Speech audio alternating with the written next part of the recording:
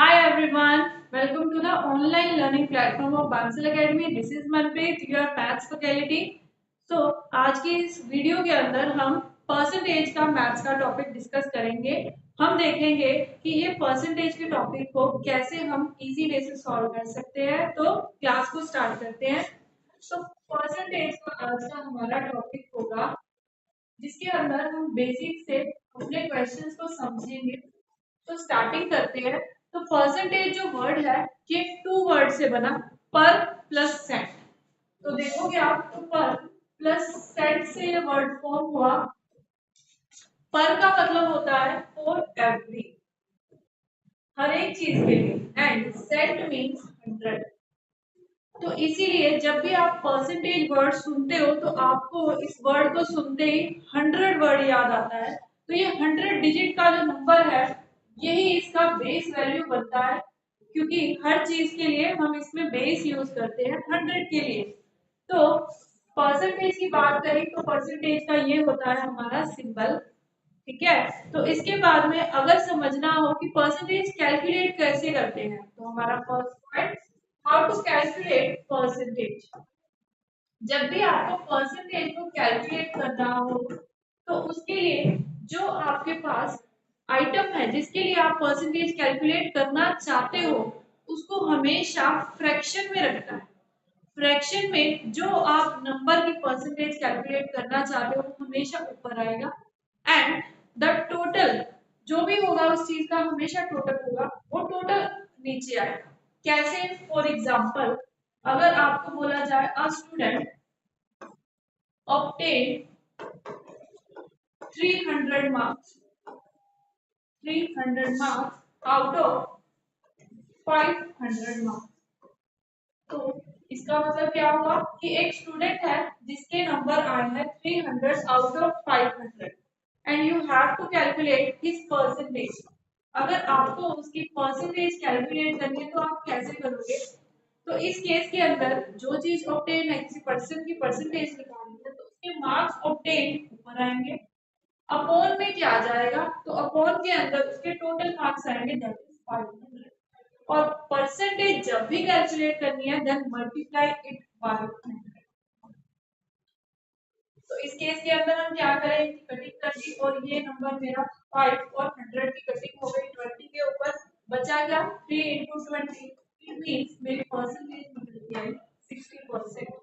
तो हमारा first rule बना परसेंटेज का कि अगर जब भी आपको परसेंटेज निकालनी है तो multiply it by 100, first rule. And second rule हमारा बनता है, अगर आपको परसेंटेज गिवन हो, यही लेते हैं, अगर 60% गिवन है तो हम नंबर्स में इसको कैसे शो कर सकते हैं, फ्रैक्शन में इसको कैसे शो कर सकते हैं। तो 60% का मीन्स क्या हुआ? तो इट मीन्स 60 अपॉन 100। अब हम क्या करेंगे, ऊपर नीचे कटिंग करते हैं तो 0 से 0 कैंसिल, 2 के टेबल पे कटिंग करें तो हमारा ये बन गया 3 अपॉन 5। तो यानी कि 60% को अगर फ्रैक्शन की फॉर्म में बोले तो वो बनता है 3/। अब ये मैंने क्यों बताया, कई बार आपसे नंबर पूछा जाएगा। फॉर एग्जाम्पल आपसे पूछा गया 10% कैलकुलेट करो ऑफ 500। तो यहाँ पे आपको क्या निकालना है? 500 का 10% कितने के बराबर होता है, ये आपसे पूछा गया। आप कैसे कैलकुलेट करोगे इसको? तो 10 परसेंटेज हटा के नीचे आता है 100। अब ये ऑफ का मतलब होता है मल्टीप्लाई, ये याद रखना मैथ्स के अंदर ऑफ मींस मल्टीप्लाई का सिंबल। तो मल्टीप्लाई का किसके साथ? 500 के साथ। तो अगर आप कटिंग करोगे तो ये बन गया आपका 50। तो किसी भी नंबर का 500 का, सॉरी, अगर आपको 10% कैलकुलेट करना है तो वो होता है उसका 1/10 हिस्सा, यानी कि 50 नंबर। तो अब हमने सीख लिया कि अगर आपको परसेंटेज कैलकुलेट करनी है तो मल्टीप्लाई इट बाय 100। अगर परसेंटेज गिवन है उसको नंबर्स की फॉर्म में चेंज करना है या फ्रैक्शन में लेके आना है तो डिवाइड बाय 100। ये दो हमारे बेसिक रूल है परसेंटेज से रिलेटेड। अब इसके आगे चलते हैं। आगे का कंसेप्ट हमारा ये है कि अगर आपको बोला जाए परसेंटेज के अंदर ही फ्रैक्शंस में कुछ नंबर लेके आओ तो आप कैसे लेके आओगे? फॉर एग्जाम्पल, इसी के साथ एग्जाम्पल भी है कि अगर आपको ये बोल दिया जाए 20% ऑफ एनी आइटम, 20% ऑफ 600, आपको ये निकालना है, आप कर सकते हो 20/100 × 600, ठीक है। बट अगर मेरे को नंबर छोटा करना हो, पहले ही मेरे को बताओ कि 20% फ्रैक्शन में कितने के इक्वल होता है, तो मेरा काम और इजी हो जाएगा। क्यों? क्योंकि यहाँ पे 600 तो ठीक है, आप कटिंग करके 100 से 100 निकाल सकते हो, बट अगर नंबर रफ फिगर में आ जाए 536, 438, तो उनके लिए जीरो तो कैंसिल नहीं होगी। उस केस के अंदर अगर आपको फ्रैक्शन में पता है तो आपकी कटिंग और इजी हो जाएगी। उसके लिए क्या करें, अभी इसको समझते हैं। 20% का मतलब अभी हमने देखा 20/100 होता है, इसकी कटिंग करोगे तो ये 1/5 हो जाएगा फ्रैक्शन के। कुछ ऐसे फ्रैक्शंस आपको याद रखने होंगे अगर परसेंटेज जल्दी से जल्दी निकालना चाहते हो। तो 20% मीन्स होता है 1/5। अब यहाँ पे 1/5 तो 600 कर दे तो मेरा आंसर बड़े इजीली 120 आ जाएगा। तो यही होता है इसका स्टेप कि आप, अब हम सीखेंगे how to convert percentage into fraction. तो कुछ ऐसी परसेंटेज जो आपके एग्जाम ओरिएंटेड है और वहां पे पूछी जाती है बार बार और उनको कैसे अप्लाई किया जा सकता है। तो जैसे कि अगर आप देखो 100%, अगर इसकी आपको फ्रैक्शन निकालनी है, अगर इसकी आपको फ्रैक्शन निकालनी है तो ये आप कैसे करोगे, 100/100 करोगे तो ये कटिंग करने पे आपका आंसर 1 आ जाएगा। ठीक है, ऐसे ही कुछ फ्रैक्शन में याद करवा रही हूँ आपको। हमारी प्रॉपर क्लास के अंदर आपको पता चलेगा कि कौन कौन सी ऐसी फ्रैक्शन है और उनका क्या यूज होता है। ठीक है, तो अगर मैं 1 का हाफ कर दूं 1/2, तो then it is equal to 50%। 1/3 it is equal to 33.33%.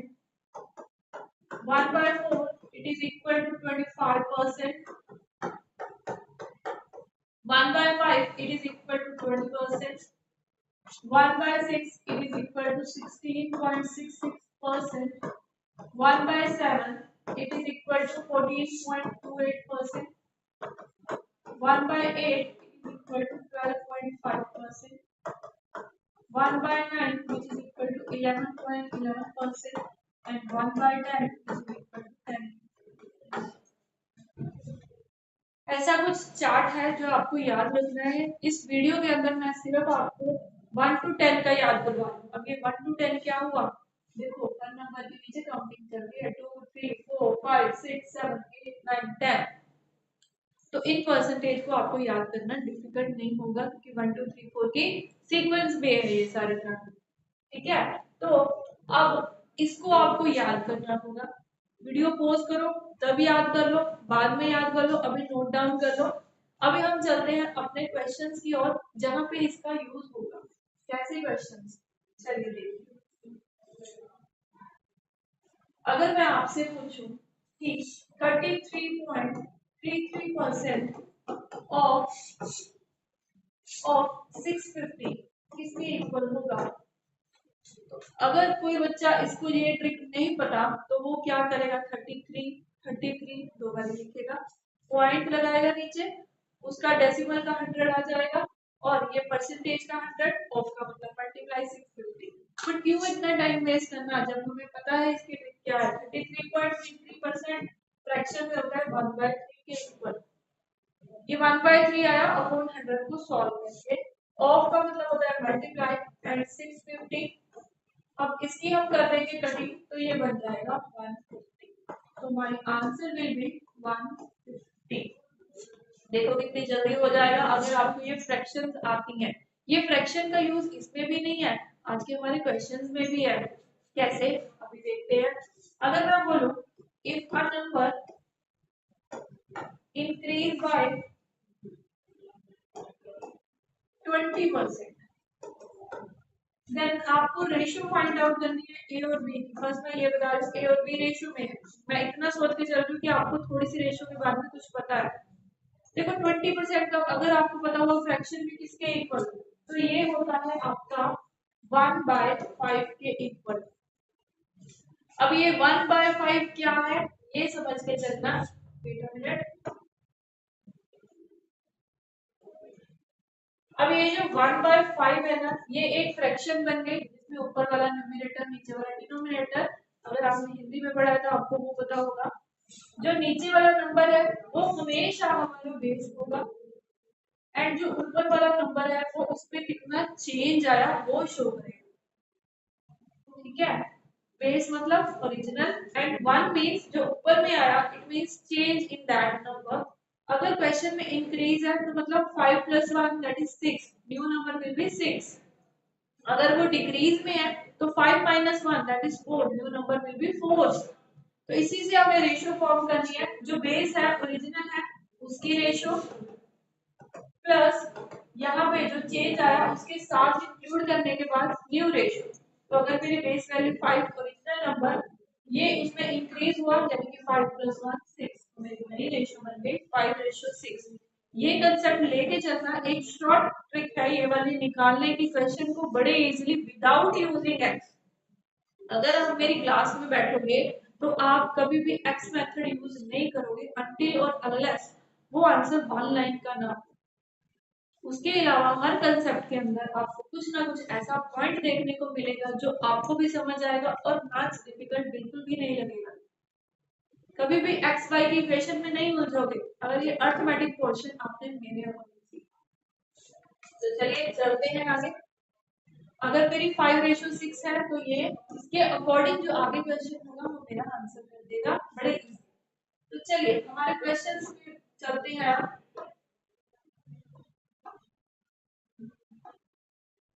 देखिए, इसी से ही रिलेटेड हमने क्वेश्चन लिए हैं आज की क्लास में ताकि हम उनको भी इजीली आंसर कर पाए।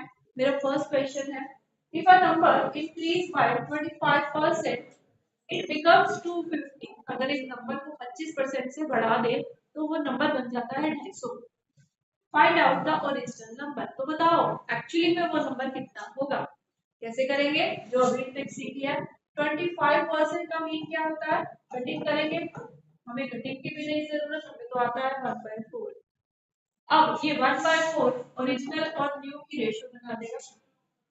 ओरिजिनल बेस में क्या है 4, एंड न्यू क्या है उसमें चेंज, ऊपर वाला चेंज क्या है इंक्रीज में, यानी कि 4 + 1 नई रेशियो बन गई 4:5। यहाँ तक मैंने पीछे भी बताया और अब भी रिपीट किया। अभी क्या करना है, मुझे पता करना है ओरिजिनल नंबर एक्चुअली में, बट मेरे पास तो रेशियो आई है, आपके पास ये है ना न्यू नंबर। अब ये देखो, अगर किसी नंबर के बारे में आपको एक्चुअली क्वेश्चन में मेंशन हो और उसकी रेशियो भी हो साथ में, दोनों को डिवाइड कर दो। डिवाइड करने पे जो आंसर आएगा वो एक कॉमन मल्टीपल होगा जो दूसरे नंबर से भी लाई करेगा। कैसे, 250 डिवाइड बाय 5, तो मेरे पास आंसर आया 50। अगर ये 50 से डिवाइड होता है तो ये 50 से भी मल्टीप्लाई होगा, तो मल्टीप्लाई करोगे आपका डायरेक्ट आंसर आ जाएगा 200।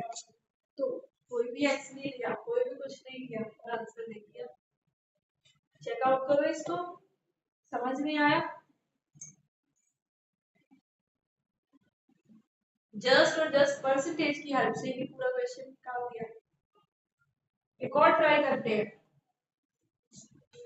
Salary of A decrease by 15% if his salary at the beginning, शुरुआत में उसकी सैलरी 10,000 है, find out his present salary.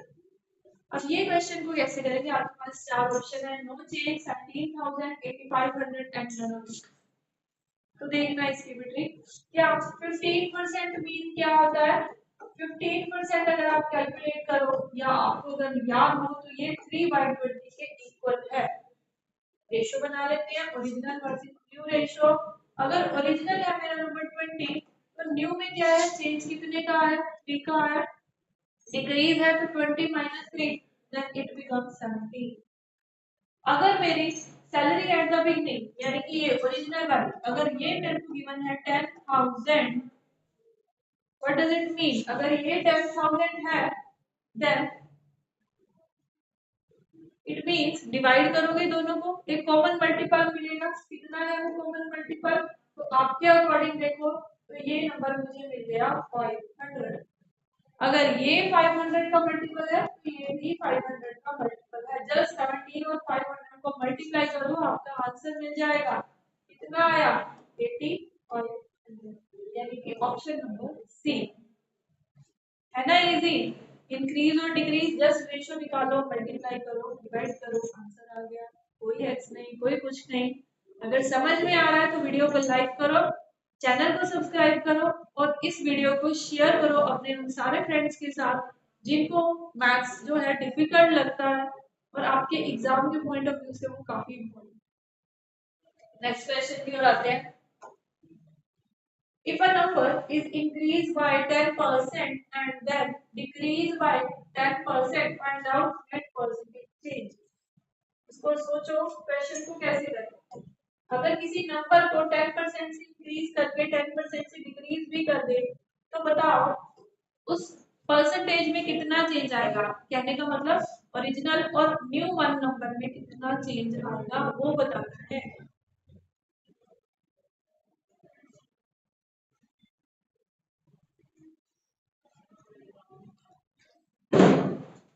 इस क्वेश्चन को कैसे करें।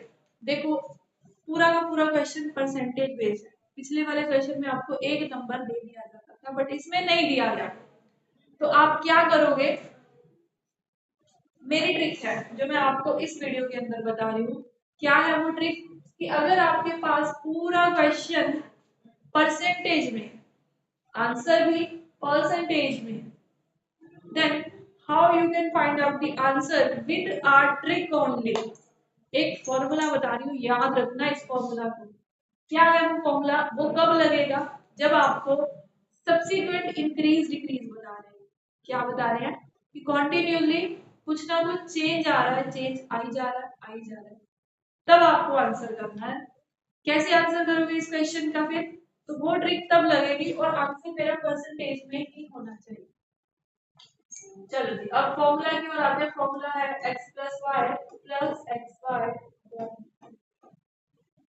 यही है वो छोटा सा फॉर्मूला जो आपके क्वेश्चन को बड़ी जल्दी निकाल देगा। अब ये x और y है क्या, x है जो पहले वाला चेंज हुआ एंड y इज जो सेकंड वन चेंज है। अगर इंक्रीज है तो प्लस में रखोगे, अगर डिक्रीज है तो माइनस में रखोगे, ये याद रखना। तो x मींस इंक्रीज करना है 10 से एंड y मींस डिक्रीज करना है 10 से। तो मैंने दोनों लगाए। ये फॉर्मूला एक परसेंटेज के लिए, आंसर भी परसेंटेज में आएगा। अब है x और y का मल्टीप्लाई, यानी कि 10 और -10 का मल्टीप्लाई अपॉन में 100। तो अब देखोगे +10 -10 ये तो आपस में कटेंगे। रह क्या गया 10 -10, अगर इसको मल्टीप्लाई किया आंसर मेरा माइनस में आया, अपॉन में 100 है, दोनों की कटिंग कर दी, मेरा आंसर रह गया 1। ये आंसर भी परसेंटेज में ही आया, तो ये मिल गया मुझे मेरा आंसर 1%। अब इंक्रीज या डिक्रीज ये कैसे पता चलेगा, तो इसके लिए अगर आपका आंसर माइनस में आ रहा है तो इट मीन डिक्रीज, जैसे मैंने पहले बताया। अगर प्लस में आता तो आपका आंसर होता 1% इंक्रीज। तो देखा कैसे इजीली हमने इस क्वेश्चन को सॉल्व कर लिया। जस्ट आपको ये फॉर्मूला पता होना चाहिए। अच्छा बाय चांस आपके मन में आता है कि मुझे फॉर्मूला नहीं आता, तो आप कैसे कर सकते हो।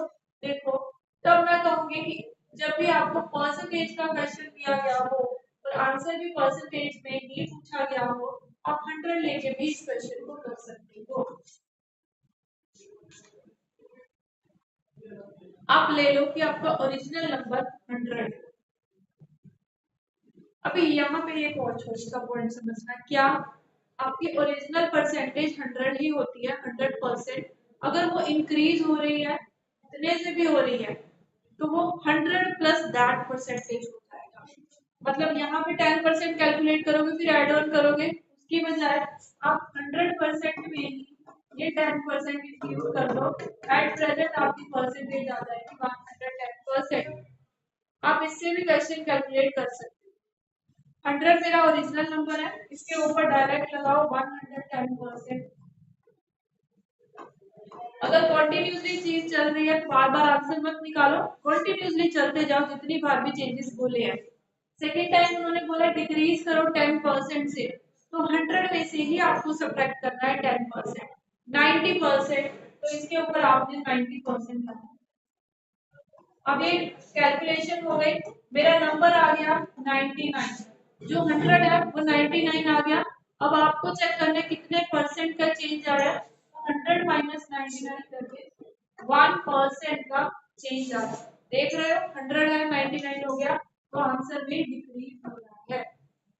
तो 1% डिक्रीज मेरा आंसर यहाँ पे है। आपको जो मेथड लगे ठीक आप लगा सकते हो, मैंने दोनों बता दिए। ओके, तो नेक्स्ट क्वेश्चन पे आते हैं। Salary of a person decrease and then increase by 10%. Find out net percentage change in his salary. वही सेम क्वेश्चन है, अब यूज करेंगे direct method, -20 plus 10 plus x है माइनस में एंड y है प्लस में अपॉन में। अब इन दोनों की हमने करी सॉल्यूशन, तो -10 आया। अगर दोनों को मल्टीप्लाई करेंगे तो -200 अपॉन 100, दोनों की कर दी कटिंग। अब मेरे पास क्या रहा, -10 -2, then it becomes minus minus plus 12%। Minus में आया, बट यहाँ पे सिर्फ आपसे पूछा गया कितने परसेंट का चेंज आया, तो my answer will be 12%। I hope कि आपको ये क्वेश्चन समझ में आए होंगे, अच्छे लगे होंगे। Then please do subscribe and like the video. My next question is, ये उनसे अलग है क्वेश्चन, बट मैंने लिया इस वीडियो के अंदर। In an exam 93% of students pass and 259 fail. आपको बताना है कि total number of students who appeared at the exam, total बच्चे कितने आए एग्जाम देने के लिए। तो देखो इस क्वेश्चन को समझ के चलना। देखो टोटल जितने भी बच्चे अपीयर हुए वो 100% है, उनमें से जो पास हो गए वो है 93%। तो कितने स्टूडेंट्स फेल होंगे, 100 minus 93, then 7% students are those who get fail। अब ये क्यों बताया, देखो ऐसा क्वेश्चन आएगा तो आप फाइंड आउट करोगे कि क्वेश्चन के अंदर आपको जो नंबर दिया है वो किससे रिलेटेड है, उसी के सामने उसकी परसेंटेज टोटल के ऊपर है। आपको शायद नहीं पता या पता है तो बड़ी अच्छी बात है कि परसेंटेज जो लगती है हमेशा टोटल के ऊपर है। यहाँ पे टोटल क्या है मुझे नहीं पता, बट हाँ इतना पता है फेल, फेल कितने परसेंट बच्चे हुए, 7%। And these students are equal to, जो डाटा आपके पास है 259। अब अगर 7% इक्वल टू 259 हम कर देंगे दोनों की कटिंग, कटिंग कैसे होगी, अगर आप ये नंबर यहाँ लेके जाते हो तो नंबर हो जाएगा उल्टा, यानी कि 100/7। अब इसकी कर देंगे कटिंग, तो ये मेरे पास आ गया 37, तो 37 into 100, my answer is 37। Just as simple. यहाँ से एक पॉइंट याद रखना, जो परसेंटेज लगा रहे हो उसी का डाटा सामने आएगा। अगर पासिंग कैंडिडेट्स होते तो पासिंग परसेंटेज लगती, फेलिंग कैंडिडेट्स है तो फेलिंग परसेंटेज लगेगी। होप कि ये क्वेश्चंस आपको समझ में आए होंगे। तो ये हमारा लास्ट क्वेश्चन था। अगर आपको ये समझ में आ रहे हैं क्वेश्चंस, तो बाकी के जो क्वेश्चंस है परसेंटेज से रिलेटेड हम उनको भी इसी वे से सॉल्व करेंगे जो आपको इजीली समझ में आए। तो मिलेंगे अपनी नेक्स्ट क्लास के अंदर। Okay, thank you.